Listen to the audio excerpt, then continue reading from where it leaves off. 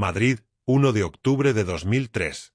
La capital española despierta como cualquier otro día otoñal, pero algo está a punto de cambiar para siempre.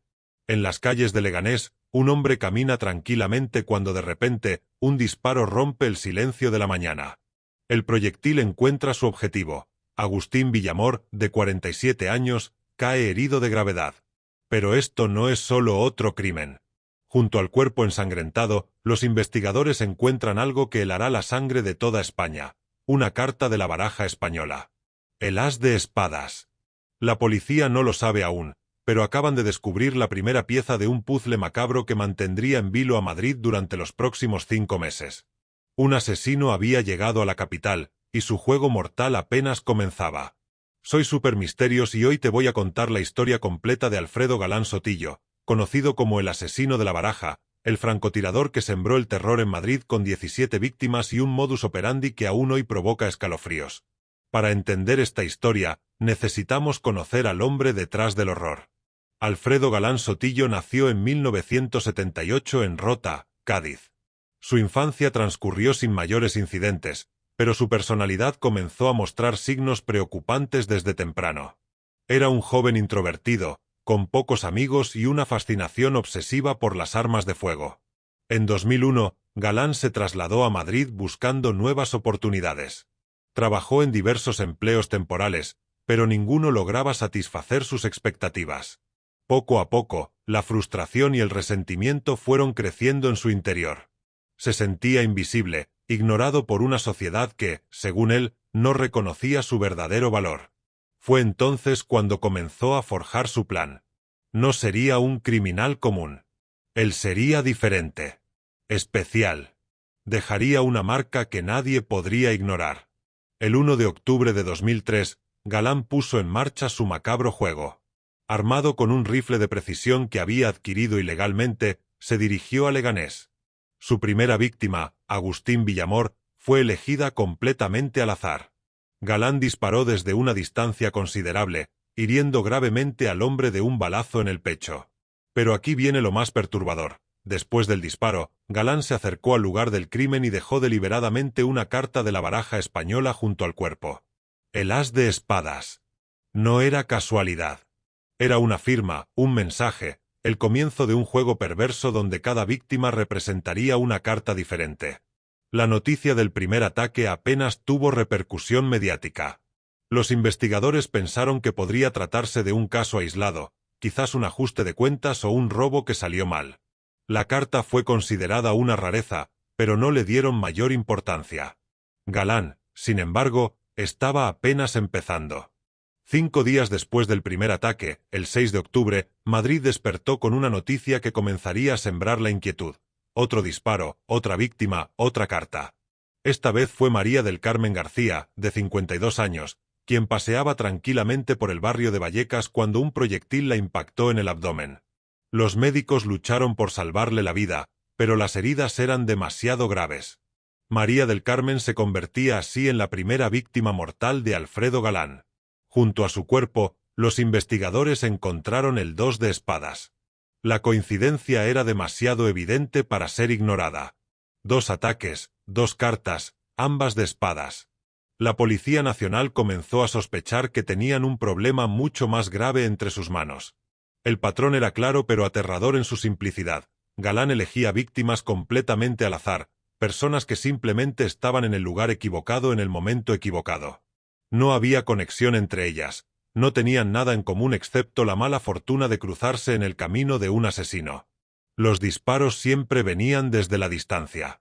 Galán había elegido el rifle como su arma porque le permitía mantener la distancia física y emocional con sus víctimas. Era un depredador que cazaba desde las sombras, estudiando los movimientos de personas inocentes antes de ejecutar su plan. El 11 de octubre atacó de nuevo.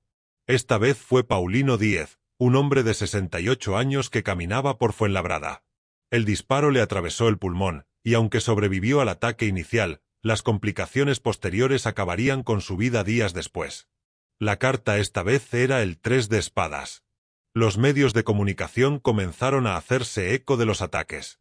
Los titulares hablaban de un francotirador que operaba en Madrid, pero aún no se había acuñado el apodo que lo haría famoso. La población empezaba a sentir inquietud, pero todavía no comprendía la magnitud de lo que estaba enfrentando. Galán, por su parte, seguía perfeccionando su técnica. Estudiaba mapas de la ciudad, identificaba puntos estratégicos desde donde podía disparar sin ser visto, planificaba rutas de escape. Cada ataque era más calculado que el anterior. Para él, esto no era solo violencia aleatoria. Era arte. Era su manera de demostrar al mundo que existía, que importaba, que podía controlar la vida y la muerte de personas completamente desconocidas. Octubre se convertía en el mes más tenso que Madrid había vivido en décadas. Los ataques continuaron con una frecuencia escalofriante. El 15 de octubre, el 18, el 22, el 26. Cada disparo, cada nueva víctima, cada nueva carta encontrada en la escena del crimen alimentaba un pánico que se extendía como un virus por toda la capital. Las víctimas seguían siendo completamente aleatorias. Hombres, mujeres, jóvenes, ancianos. Trabajadores que volvían a casa, personas que hacían la compra, gente que simplemente paseaba por su barrio. Nadie estaba a salvo, porque no había manera de predecir dónde atacaría el francotirador. La prensa comenzó a llamarlo el asesino de la baraja debido a su peculiar firma.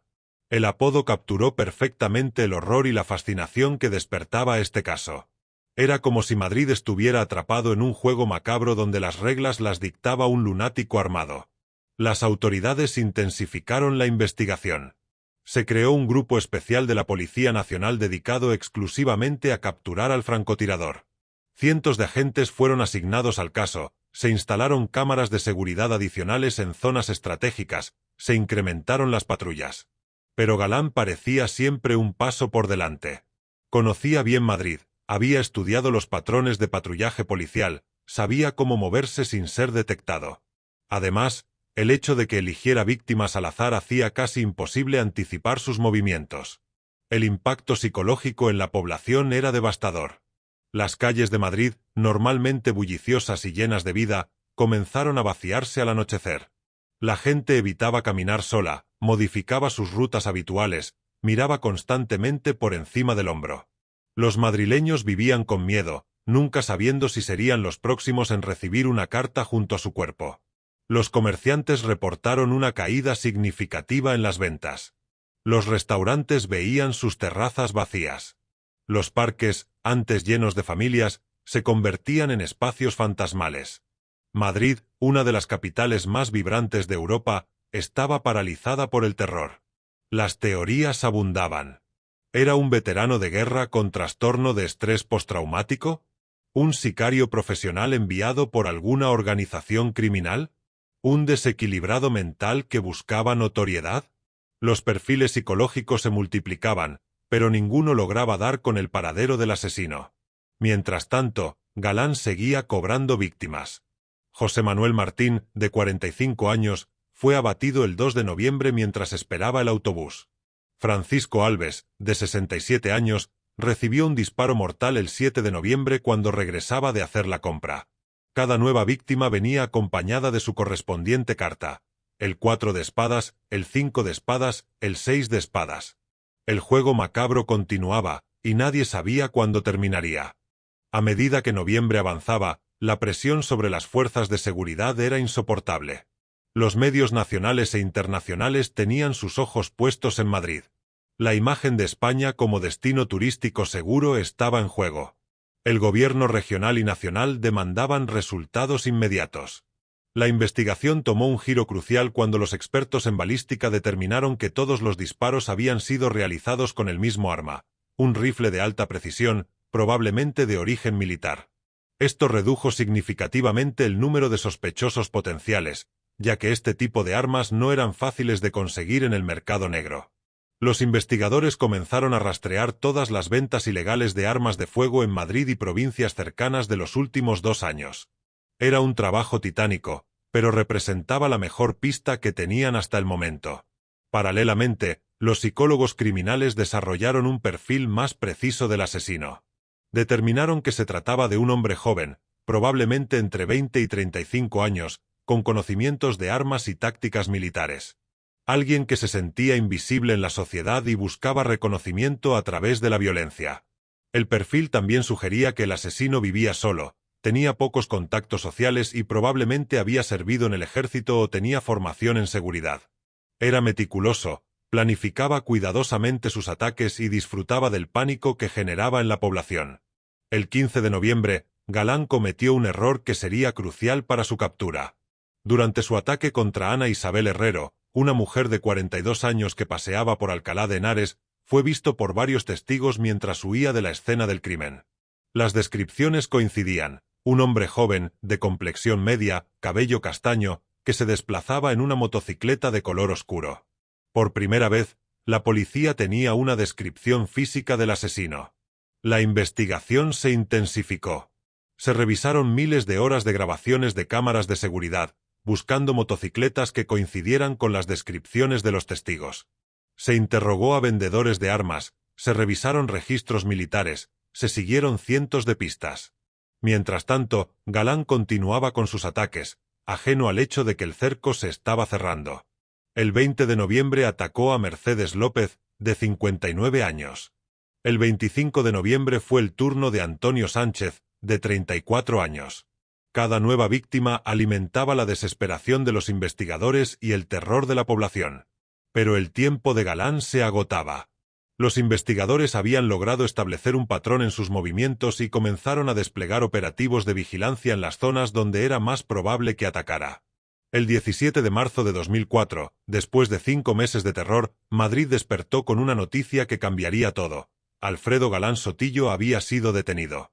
La captura fue el resultado de meses de investigación meticulosa y un poco de suerte. Los investigadores habían logrado rastrear la motocicleta utilizada por el asesino hasta un taller mecánico en las afueras de Madrid. El propietario del taller recordaba al cliente, un joven callado que siempre pagaba en efectivo y nunca daba muchas explicaciones sobre los trabajos que necesitaba.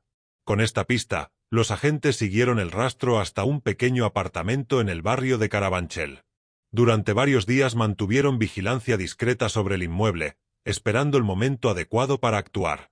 La mañana del 17 de marzo, Galán salió de su apartamento armado con su rifle, dirigiéndose aparentemente a cometer un nuevo ataque.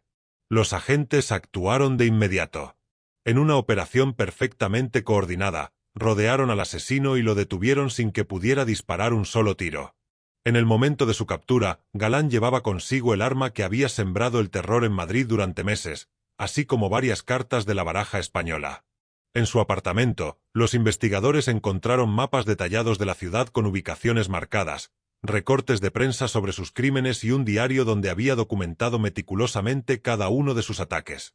La reacción de la población fue de alivio mixto con incredulidad. El monstruo que había aterrorizado Madrid durante meses resultó ser un joven ordinario, sin características físicas particulares que lo distinguieran de cualquier otro ciudadano. Esta normalidad aparente hacía su caso aún más perturbador. Durante los interrogatorios, Galán mostró una frialdad escalofriante. Confesó todos sus crímenes sin mostrar remordimiento alguno. Explicó su método, sus motivaciones, sus planes futuros. Para él, los asesinatos no eran crímenes sino obras de arte que había creado para demostrar su superioridad intelectual. Los psicólogos que lo evaluaron determinaron que sufría de un trastorno antisocial de la personalidad severo, combinado con delirios de grandeza y una total ausencia de empatía hacia sus víctimas. El juicio de Alfredo Galán comenzó en 2005 y capturó la atención de toda España. Las familias de las víctimas pudieron finalmente enfrentar al hombre que había destruido sus vidas.